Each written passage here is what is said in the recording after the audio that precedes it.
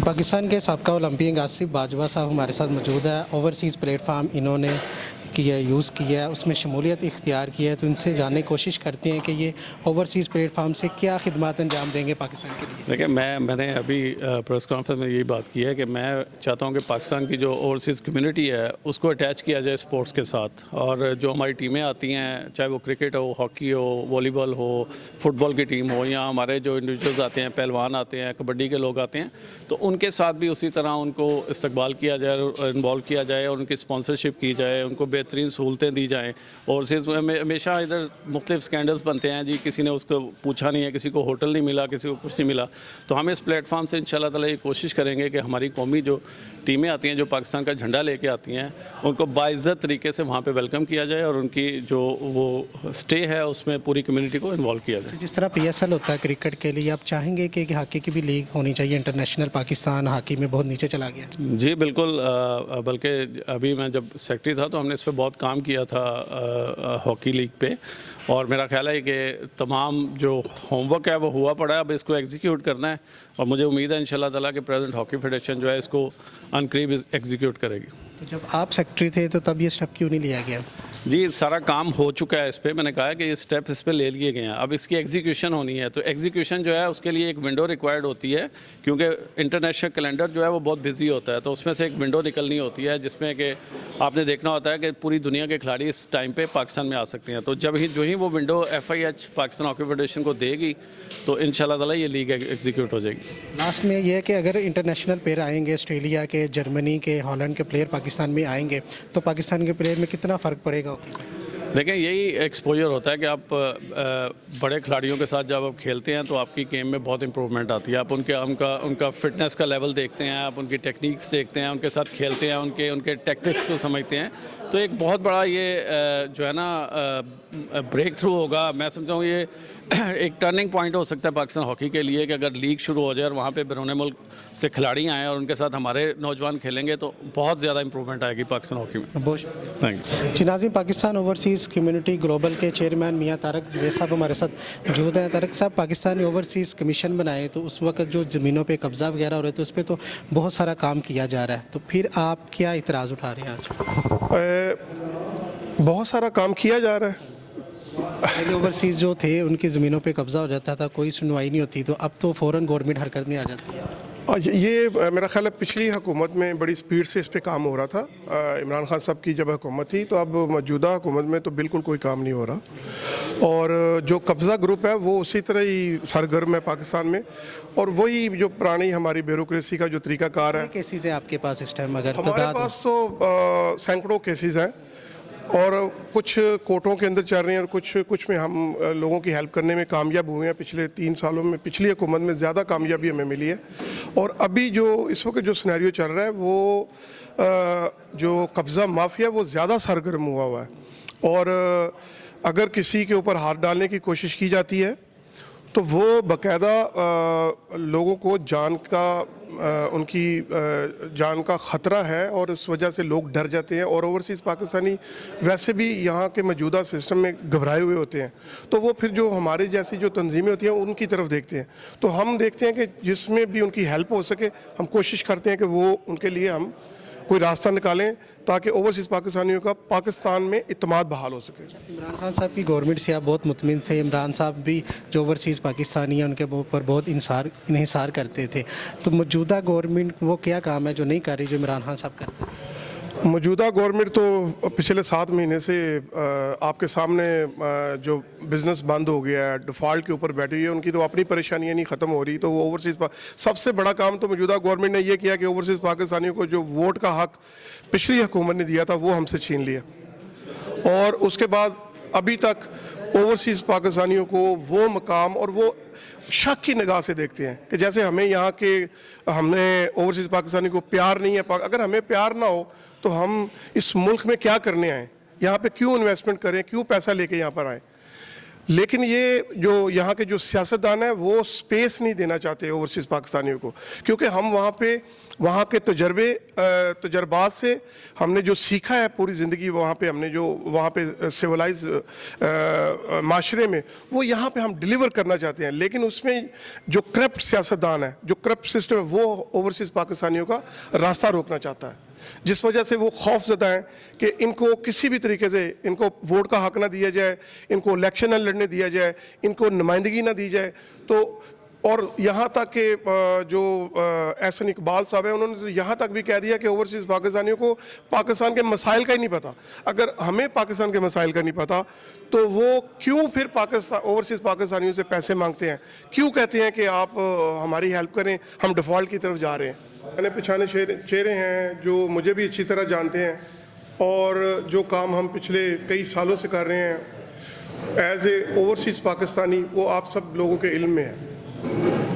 इस वक्त पाकिस्तान की जो सूरत हाल है,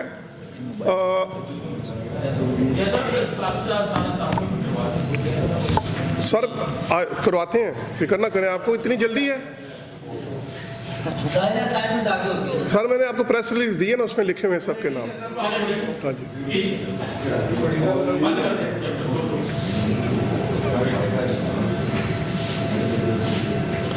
जैसा कि नहीं मुझे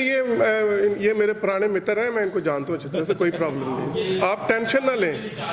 आप टेंशन ना लें, आप तो हमारे भाई हैं पुराने यार। अच्छा सर, इस वक्त जो पाकिस्तान की सूरत हाल है और इस वक्त जो हमारे मौजूदा हुक्मरान जिस तरह वो पूरी दुनिया में पाकिस्तान की मदद करने के लिए जा रहे हैं या अपीलें कर रहे हैं या IMF का इंतज़ार कर रहे हैं, और पाकिस्तान का जो जितना बिजनेसमैन है वो इस वक्त इंतहाई मुश्किलात का शिकार है, और अरबों खरबों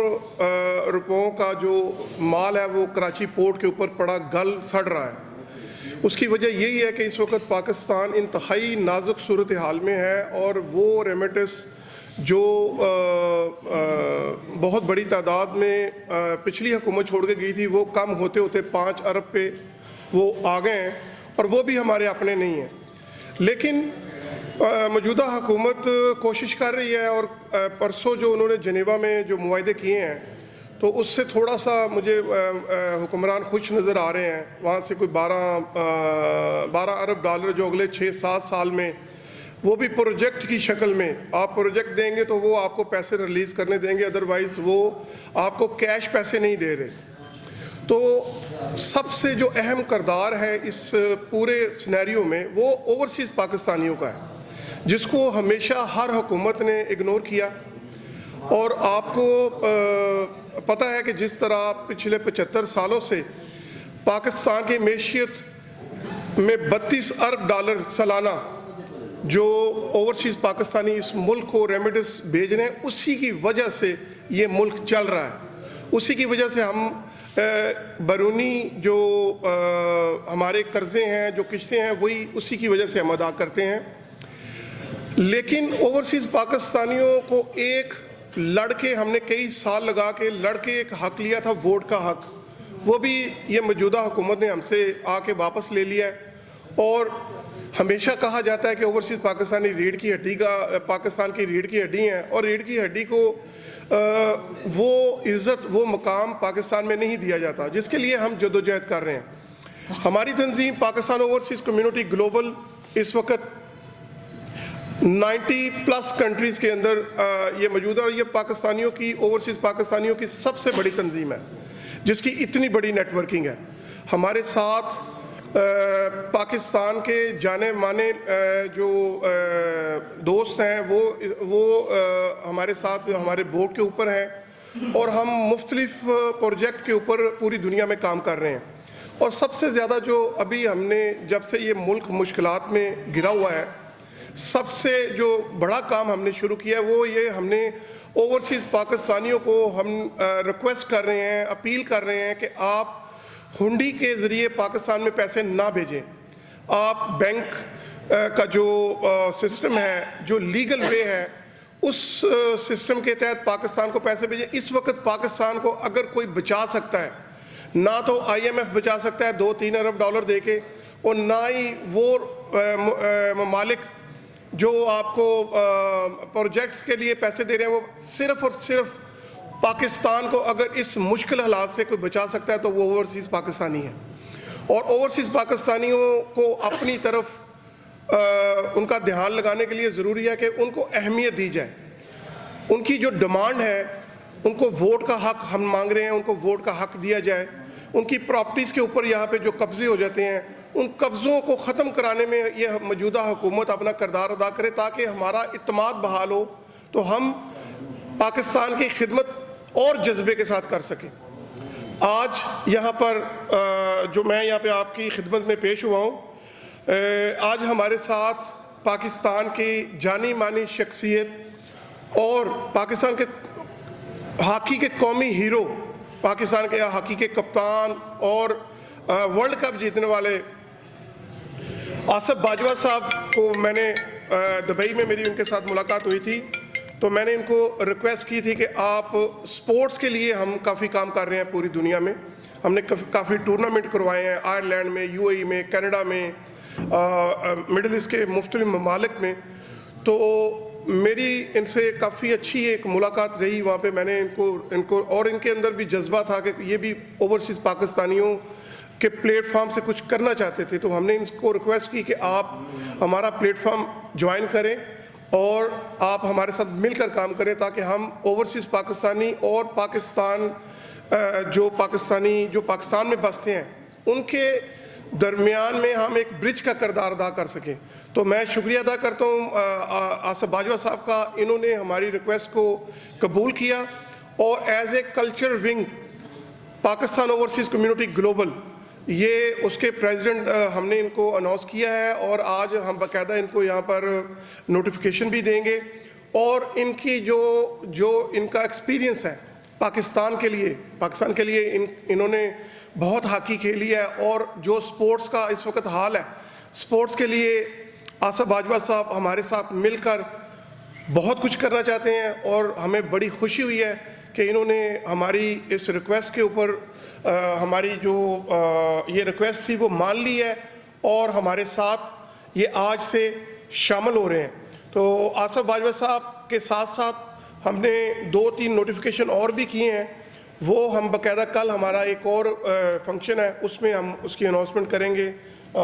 हमारे लाहौर के प्रेसिडेंट भी हमारे साथ बैठे हुए हैं, पंजाब के जनरल सेक्रेटरी भी हमारे साथ हैं। अभी मेरे दोस्त को नामों की ज़रूरत थी, तो अगर आपने नाम पढ़ लिए हैं, इसके अंदर लिखे हुए हैं सबके, वरना फिर मैं फ़र्दन सबका आपको तारुफ करा दूँ। इससे पहले कि आपके क्वेश्चन हम लें, मेरी आपके आज के मीडिया की जो कवरेज है, इस हवाले से रिक्वेस्ट है ओवरसीज़ पाकिस्तानियों से कि पाकिस्तान इस वक्त इंतहाई मुश्किलात में घिरा हुआ है, और वो ओवरसीज़ पाकिस्तानी जो अपनी फैमिलीज़ को यहाँ पर रेमिटेंस बैंकों के ज़रिए भेजते थे, लीगल वे से भेजते थे, आज जो ओपन मार्केट में और बैंकों के रेट में जो फ़र्क आया है, 35 से 50 रुपए के दरमियान फ़र्क है, इस फ़र्क को जब तक ख़त्म नहीं किया जाएगा उस वक्त तक ओवरसीज़ पाकिस्तानी जो हमारी अपील है उस पर वो उस जज्बे के साथ काम नहीं करेंगे जो हम चाहते हैं। तो मौजूदा हुकूमत से भी रिक्वेस्ट है कि जो ये फ़र्क है, इस फ़र्क को ख़त्म किया जाए, डॉलर का रेट ओपन मार्केट का और बैंकों का रेट बराबर किया जाए, ताकि बिज़नेस जो इंपोर्ट एक्सपोर्ट का जो बिज़नेस बंद हुआ है वो भी खुले, और ओवरसीज़ पाकिस्तानी भी हुंडी का सहारा ना लें और अपना पैसा रेमिटेंस इस मुल्क में भेजें, ताकि इस मुल्क की जो इकॉनमी है उसमें अपना किरदार अदा कर सके और ये मुल्क तरक्की की तरफ जा सके। मैं रिक्वेस्ट करूँगा आसिफ बाजवा साहब से कि आसिफ बाजवा साहब ने आज हमें ज्वाइन किया है, तो ये थोड़ा सा बताएं कि ये हमारे लिए या ओवरसीज़ पाकिस्तानी कम्युनिटी के लिए क्या ये ऐसा करना चाहते हैं जो ये आज ओवरसीज़ पाकिस्तानियों के प्लेटफॉर्म पर ये तशरीफ़ ला चुके हैं। जी आसिफ बाजवा साहब। बिस्मिल्लाहिर्रहमानिर्रहीम, बहुत शुक्रिया मियाँ तारिक साहब। जी जैसा तमाम लोगों को पता है कि ओवरसीज़ पाकिस्तानी जो हैं वो पाकिस्तान की माशियत में रीढ़ की हड्डी की हैसियत रखते हैं और बहुत सारी खदमात हैं ओवरसीज़ पाकिस्तानी की। स्पोर्ट्स के हवाले से मैं ये समझता हूँ कि पाकिस्तान का सॉफ्ट इमेज जो है वो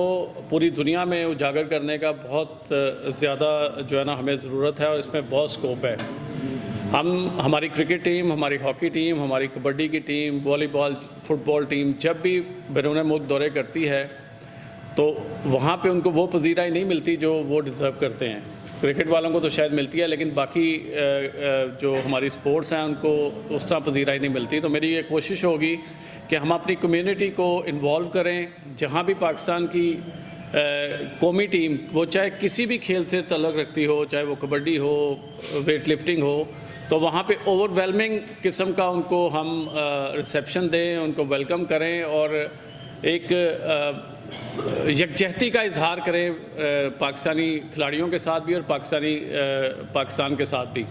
तो ये एक बहुत बड़ा फैक्टर है जिससे जो है वो कौमें इकट्ठी होती हैं और कौमें बनती हैं। आपने देखा होगा कि हमारे हमसाया मुल्कों की जब टीमें जाती हैं तो वहाँ पे किस तरह इंडियन कम्युनिटी उनको ओवरवेलमिंगली जो है उनको वेलकम करती है। तो हम ये कोशिश करेंगे पीओसी के प्लेटफॉर्म से कि जहाँ क्रिकेट के साथ साथ बाकी खेलों को भी उसी तरह पजीराई मिले और हम खेलों की तरक्की के लिए ओवरसीज़ पाकिस्तानियों को इन्वॉल्व करें, उनको स्पॉन्सरशिप के लिए इन्वॉल्व करें, उनके रहने सहने के जो मसले मसाइल हैं, जो स्पॉन्सरशिप के मसले मसाइल हैं, उनको भी हल कर सकते हैं। तो मेरी ये पूरी कोशिश होगी इंशाल्लाह ताला कि इस प्लेटफॉर्म से पाकिस्तान की खेलों को जितनी तरक्की दी जा सकती है बैरून मुल्क को दी जाए और पाकिस्तान के अंदर भी जो ओवरसीज़ पाकिस्तानी कम्युनिटी जो है वो इन खिलाड़ियों के लिए कर सकती है वो हम पूरी कोशिश करेंगे कि वो करें। Thank you.